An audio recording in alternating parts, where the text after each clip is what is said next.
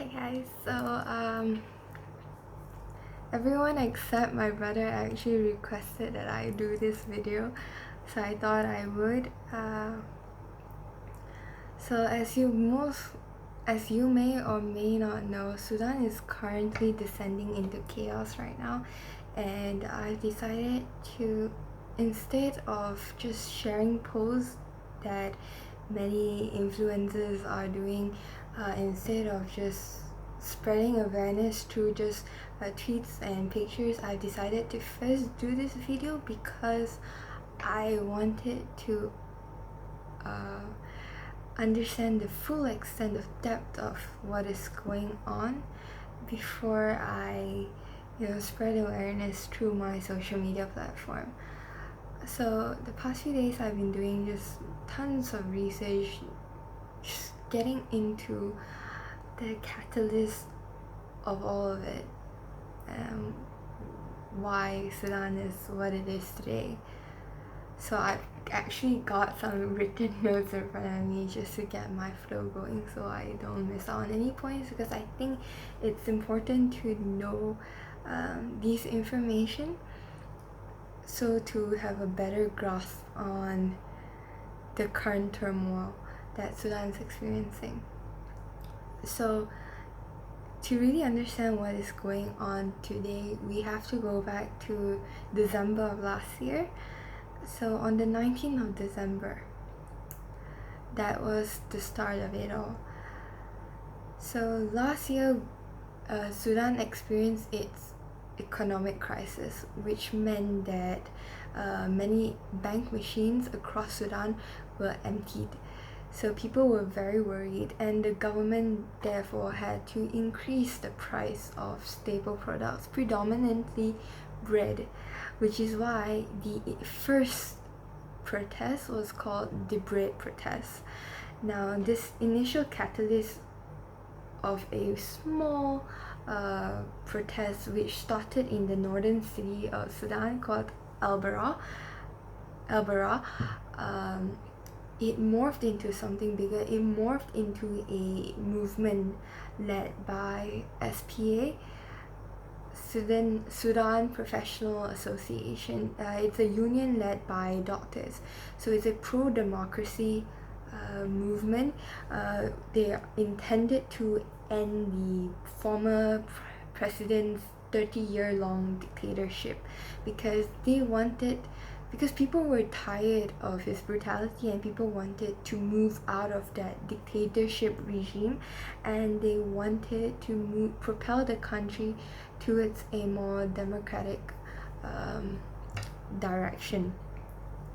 So now I'm going to talk about why the people hated their former president so much. Omar al-Bashir, he led the country for 30 years. How did he do it? So he took power in 1989 and devastated and destabilized the country. He harbored terrorists like Osama bin Laden. He waged a civil war, and he recently sent child soldiers to Saudi Arabia to fight the war against Yemen. And he is notoriously known for his involvement in the Darfur genocide in 2003, and hence is a wanted man by the International Criminal Court, ICC for short, for his war crimes and basically violating human rights. So for him to be running a country for 30 years despite his merciless himself, how did he do it is through balancing the security forces and the military to ensure that they don't join together, they don't unite together to go against him, but rather they are against each other, so to really control the power of both parties, all the while suppressing minority groups around or across Sudan. This all happened for 30 years until 11th of April of this year, 2019, the Sudan coup d'etat. Basically, the minorities across Sudan, activists, the opposition groups, and military as well as security forces who actually turned their backs on al-Bashir, they all came together, united together, forming a coalition and overthrew him, threw him out of the office in the all in the capital of Khartoum. So that all happened on April 11th of this year. It was a euphoric moment because people had been under his suppression for 30 years, 30 long years. It's not a short period of time, and they were sick of it, and they simply wanted their rights to be recognized. They wanted they wanted women empowerment to be a priority in the country. And if you actually see pictures of the protesters, the demonstrators, you realize that the front lines of these protests were mainly women. So they came together, forming a coalition. But this coalition actually has a name because they wanted to really work together with the de facto leaders of the country, which were the military and the security forces who actually turned their backs against al-Bashir. So they became the de facto leaders of the country, and they were going to work together. They had a reported plan to basically rotate power between the civilians as well as the military. This was supposed to be a 2-year long transitional period, which is why the coalition, the group, the council is called TMC, Transitional Military Council. So after al-Bashir was out of the office, another man, his vice president, the vice president of Sudan, and also the defense minister, Awad ibn Auf, stepped up and headed the TMC. Now, because of his involvement in the Darfur genocide, he only lasted 24 hours before the people replaced him with another man who was not wanted for any war crimes. And this man is also the current leader of Sudan. He is the General Abdel Fattah al-Burhan. Okay, so currently there were talks. So after the euphoric moment in Khartoum, the capital city of Sudan, where they had the coup d'etat, the talks continued between the TMC and the civilian groups. Now, protesters remained congregated outside in a large sitting camp outside of the military headquarters. That is where you probably see many pictures of just a bunch of people just setting camps outside of the military headquarters. That's where the protests remain. That's where they remain in Khartoum to apply pressure to the military in hopes that their demand for a democratic transition would be heard. However, this is where it all went downhill, because the euphoric moment was proven short-lived. On 3rd of June, just nearly 12 days ago, or less than 2 weeks, the Rapid Support Forces, RSF for short, is a paramilitary group. They attacked these protesters outside of the military headquarters. Now, the RSF is actually used to be known as Janjaweed. If you're well informed or you're well knowledgeable on the Darfur genocide, you would know that the Janjaweed was a notorious militia group, which oversaw the genocide. They scorched and murdered thousands of people, innocent people. And the Janjaweed, which translates to devils on horseback, is actually led by Hamedi. Hamedi is the current second in command of Burhan, the current leader of Sudan. So Hamedi is a horrible person. He is the one pulling the strings, while the leader, Burhan, is the puppet. So you've got the puppet and you've got the one pulling the strings. So the RSF, on the 3rd of June, they shot the protesters. They infiltrated and burned the camps. They infiltrated hospitals and shot victims.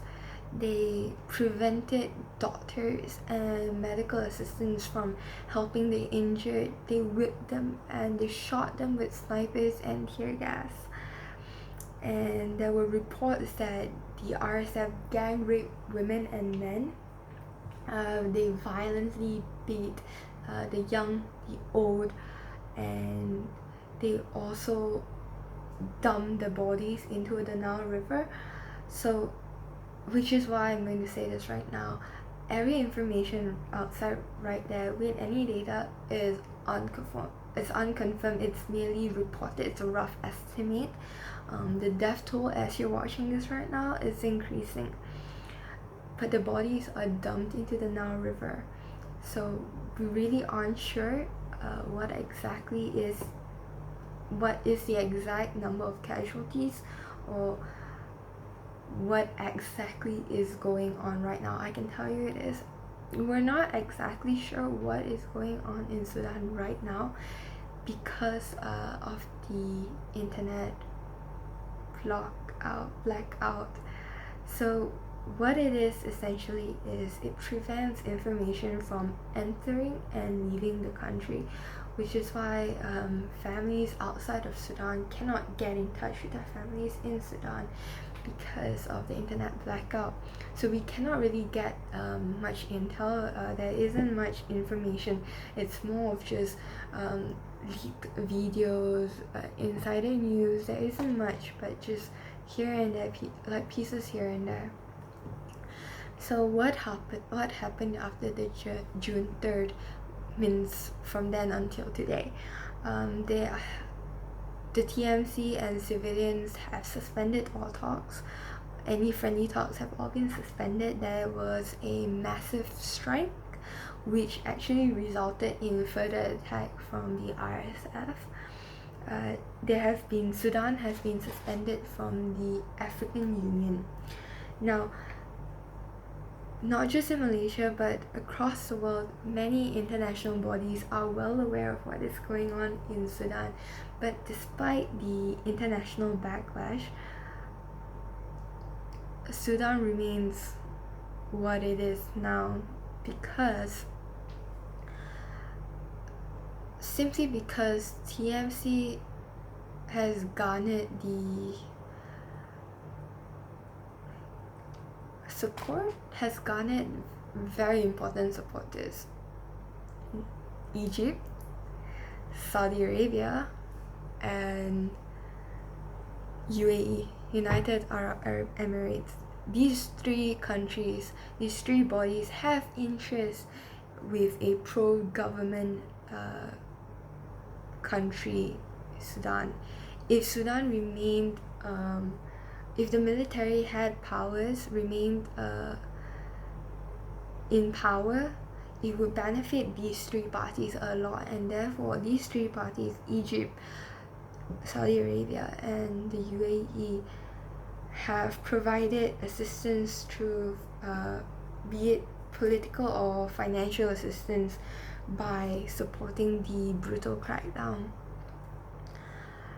Now, after hearing all of this,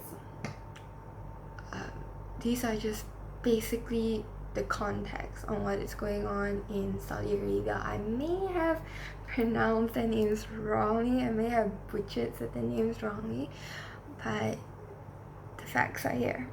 These are the facts that we do know, and I've been very careful in my language as well. I've used words like reported because nothing is definite as of right now due to the internet blackout, but we can assume these things are happening, we just don't know the quantity. Right, so now that you've heard all, now that you watched this really long video, the whole point is to spread awareness, and that is why you're probably seeing pictures or DPs, profile pictures with a solid blue. The solid blue is actually one of the demonstrators' favorite color. He was shot dead, and his favorite color became a symbol of resistance against this military crackdown, against this brutality, against many innocent lives, against a chance of hope for a better future for the Sudanese civilians. There isn't much that we can do in terms of being there on the spot and helping the people, but what we can do is by educating ourselves with the facts, by spreading awareness, by talking about it with our friends, with our families. However big your platform is on social media, I do hope that in some ways I have inspired you, or your friends have inspired you to take a stance and to really just take a step forward and inspire more people to share the story. Because of the because of the internet blackout, there isn't much coverage from media outlets, and therefore as people, I feel responsible to do my part, and I hope you would do it too. You would just spread what's going on with your friends, with your family. I hope that you will continue spreading such narratives. I hope that you will watch more videos on YouTube, on the internet, or you could even watch my favorite, Patriot Act, on Netflix and on YouTube. It is by a comedian, Hassan Minhaj. You may have heard of him. He's phenomenal, and he did an episode on Sudan. If you want a more political satire take on learning more on what's going on, I highly recommend that you watch it. If not, you can just go online, BBC, CNN, can just search them up. It is all there. Other than that, I think we should continue praying for Sudan, for a change, for a possibility, because the demonstrators, the protesters have worked so hard since last year, and from the bottom of my heart, I genuinely hope that all of this doesn't go to waste, because so many people have died, and so many lives have been taken, and there's just so much brutality. From a euphoric moment where the streets of Khartoum, the capital city, were filled with supporters, people, civilians, activists who cheered and asked for a better future, for the betterment of their country, to a barren city with fear, penetrated with blood, bullets, tear gas, gunfire. It's sad, and I hope that in some ways I have done a little. I have done something to just spread awareness, to get my message across, and hopefully that more people are well aware of what is going on, and this would encourage more people to talk about it, because the more we talk about it, the more likely United Nations will step in and do something big and demand change, and that is what we strive for. So with that, thank you for watching my video, TED Talk, small thingy, I don't know.